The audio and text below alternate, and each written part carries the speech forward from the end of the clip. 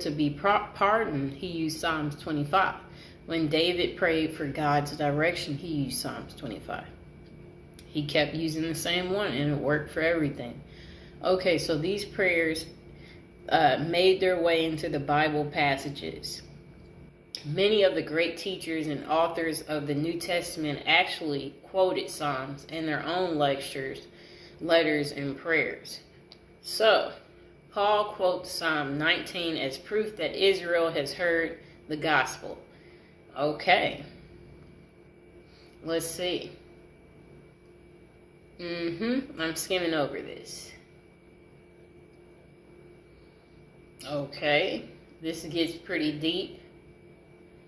Okay, so Jesus quotes Psalms in prayer. If no other reason to pray the Psalms, we can follow Jesus in his example. Jesus Christ himself quoted Psalms in prayer. He quoted many scriptures throughout the New Testament as he preached and served in God's name. Okay.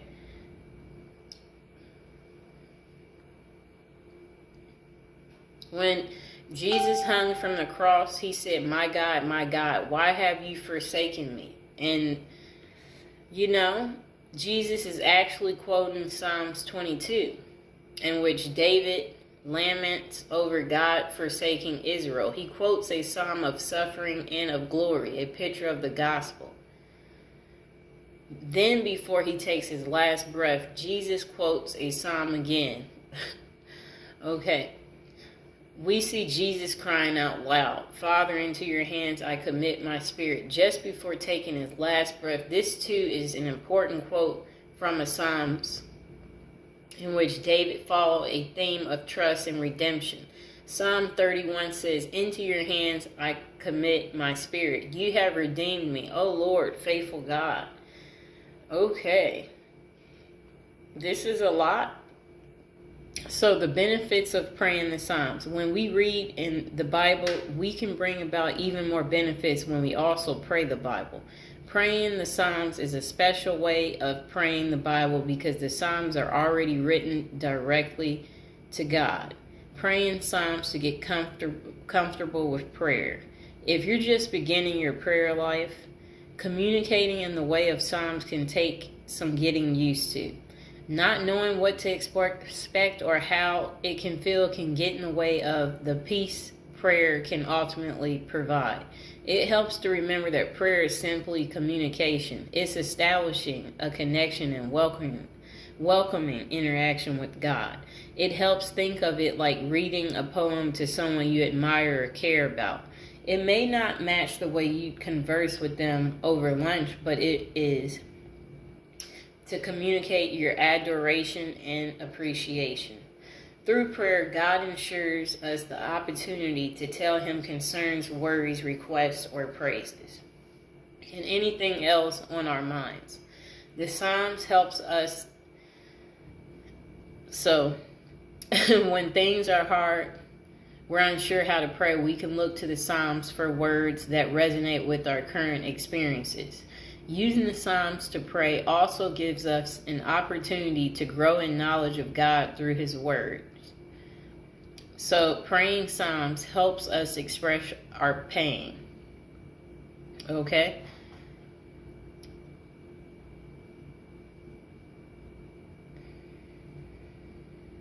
I'm checking out what all they're saying here. So when prayer is painful, using God's words can offer us comfort and peace. When prayer is intimidating, looking to real humans from the Bible can make us feel less alone. That sounds good. Praying Psalms helps us make sense of our thoughts and feelings. When life is confusing, prayer can also be confusing. But when we don't know how to put our words and emotions together in prayer, we can look to Scripture. When David is angry and anguished and grieved, his Psalms still reflect the goodness of God. Psalms can become the perfect personalized prayer when life and spirituality get confusing, especially in asking God to lead me in the path of your commandments and turn my eyes from looking at worthless things and give me life in your ways. Praying through Scripture in general can help us through confusing times. In fact, there are great examples of our biblical heroes quoting Old Testament scriptures in prayer. You can use actual prayers from the Bible as a template for your own prayers. Praying Psalms can help us feel closer to God. Okay? One of the biggest reasons we might struggle with prayer is because we don't feel like we know who it is we're praying to. We can't see God or hear his voice in ways when we talk to other humans. God can feel very far away at times. And, prayer is the way to move closer to him. Getting into the Psalms helps even more because it's one big collection of stories, songs, and poems that depict a relationship. The Psalms tell the story of the relationship between God and Israel. Okay? Skimming over. So how to start praying the Psalms. All you need is a Bible or the internet. You can do a simple search for a topic that relates to your current situation, or you can randomly choose a psalm to begin with. You don't have to do everything in the list here, and you may come up with some ideas of your own as you get to know the Psalms a little better. But here are some tips for getting started. Read your Psalms in your own handwriting. Read through a Psalms and personalize it through drawing or some other form of art. Memorize part of a Psalms and incorporate it into your normal prayer. Read Psalms aloud to yourself or someone else either before you pray or as you pray. Meditate on a passage of the Psalms until it feels like your own prayer. Envision you're saying it straight to God. Make a Psalms your own by using I or we in the text. Copy the structure of the Psalms in your own written prayer. Insert words and names into the existing structure and use that verse. Because the Bible was written by people like you and me, many of the verses we find in Psalms can fit into our everyday prayer. Here are some Psalms to start with, based on the feelings and ideals expressed within them. So the different Psalms for protection is Psalms 27, Psalms 121, Psalms 4, Psalms 9, Psalms 25, and Psalms 116. Those are the Psalms for protection. Psalms when asking for help or guidance. Psalms 38, Psalms 70, Psalms 143 is the Psalms you recite when asking for help or guidance. Psalms of praise. Psalms 100, Psalms 145, Psalms 103, Psalms 34, and Psalms 8 is the Psalms for praise. Okay? Psalms of confession and surrender.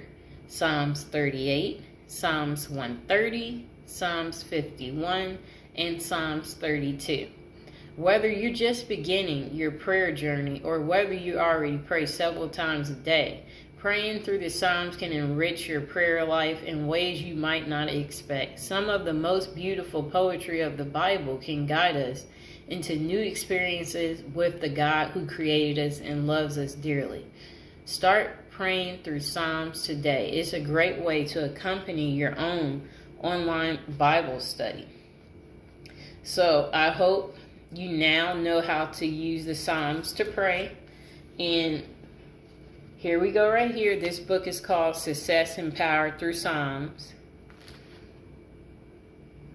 Here's the back of it. Let me show you the table of contents. And as you open it, right here, it shows you a prayer for protection. And it also has an index for telling you what Psalms to use for different situations in your life. Look at that. It might be a little blurry. So I'll just give an example. If you're wanting to improve your business, that would be Psalms 8. Come here, Mr. Fox. Okay, so if you're wanting to make more friends, that's Psalms 133. If you want to have a pleasant day, that's Psalms 3. If you want to be a winner, that's Psalms 127. If you want to ask for guidance, that's Psalms 28. Now, if you want revenge, that's Psalms 54. If you want to forget a past love, that's Psalms 57. If you want to have a peaceful home, that's Psalms 128. If you want to make a husband love his wife, that's Psalms 46. If you want to lose some weight, that's Psalms 126. Okay. If you want to change your luck, that's Psalms 62. If you want to gain good luck, that's Psalms 4. And if you want to become pregnant, that's Psalms 103 and Psalms 98. Psalms to become popular, Psalms 32. If you're needing justice, that's Psalms 99. To overcome difficulty, that's Psalms 43. To overcome depression, that's Psalms 141. To receive a healing, that's Psalms 116. To receive a blessing, that's Psalms 144. To strengthen your love, that's Psalms 82. To ward off jealousy, that's Psalm 82. To ward off evil, that's Psalms 109. To stop a hex, that's Psalms 142. To rid your house of evil spirits, that's Psalms 38. To remove an evil spirit, that's Psalms 15. To receive some money, that's Psalms 69. For protection from animals, that's Psalms 58. To prevent a psychic attack, that's Psalms 100. Power to control your enemies, that's Psalms 48. To overcome hatred, that's Psalms 137. We'll do one more. To open up the future, that's Psalms 84. So I hope you guys see how cool this is. And here's the other book called The Power of Psalms. 375 ways to use the Psalms for love, power, revenge, success, blessings, prosperity, and protection. And the book shows different rituals, prayers, and purpose. All 150 Psalms are included in this book right here. And let me see. What should I show you about this too? They have a table of contents too.